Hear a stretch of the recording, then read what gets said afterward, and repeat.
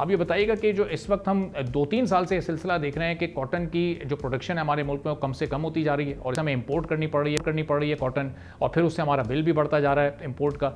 अब ये चाइना के साथ जो MOU साइन हुआ है, जदीद टेक्नोलॉजीज़ पाकिस्तान में आ जाएंगी, इस प्रोडक्शन को हम कैसे एफिशिएंट तरीके से बढ़ा सकते हैं?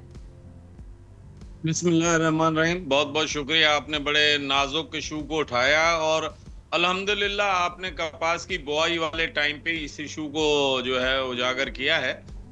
बात यह है कि ये जो टेक्नोलॉजी आएगी और चाइना वैसे भी एग्रीकल्चर में बहुत आगे है, तो यकीनन इस चीज़ का फ़ायदा होगा।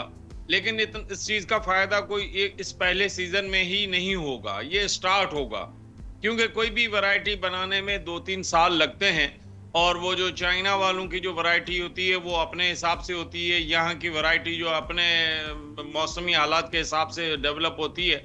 और वैसे भी 100-150 किलोमीटर के बाद हर इकोलॉजिकल जोन की तब्दीली शुरू हो जाती है।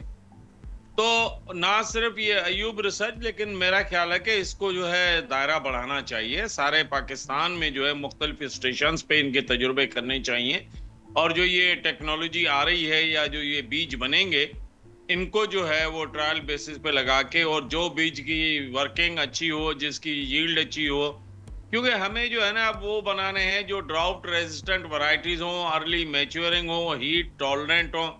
आप देखेंगे जो मौसमी तब्दीलियां आ रही हैं, आ गई हैं, जिसकी वजह से सब फसलों के जो है वो यील्डें कम हो रही हैं। तो इसके ऊपर बड़ा काम करने की जरूरत है। अलमिया ये है कि जो हमारे जो इदारे PCC जो काम कर रही थी, उनको पिछले 4-5 साल से फंडिंग ही नहीं हुई, तो वो इदारे काम नहीं कर सके। कुछ जो है इदारे प्राइवेट सेक्टर वालों ने अच्छे अच्छे बीज बनाए हैं जो परफॉर्म कर रहे हैं। लेकिन इसके साथ साथ, टेक्नोलॉजी के साथ साथ, हमें जो बड़ा इशू है वो क्लाइमेट चेंज का है, और उसके साथ साथ अब जो है वाटर शॉर्टेजेस का शुरू हो गया है। तो ये सब चीजें नजर में रख के ड्राउट टॉलरेंट वैरायटीज और हीट रेजिस्टेंट अर्ली मैच्योरिंग, क्योंकि कभी कभी हमारे पास बरसात अर्ली हो जाती है, कभी देर से होती है, तो अगर थोड़े टाइम में वैरायटीज जो मैच्योर हो जाएंगी तो हम वो क्रॉप उठा लेंगे। एक बड़ा फैक्टर जिसको गवर्नमेंट टच नहीं करती वो है प्राइस मैकेनिज्म। अच्छा। अब काश्तकार को तो कहते हैं कि आप कपास लगा दें, लेकिन अगर उसे वारा नहीं खाएगी तो वो क्यों लगाए?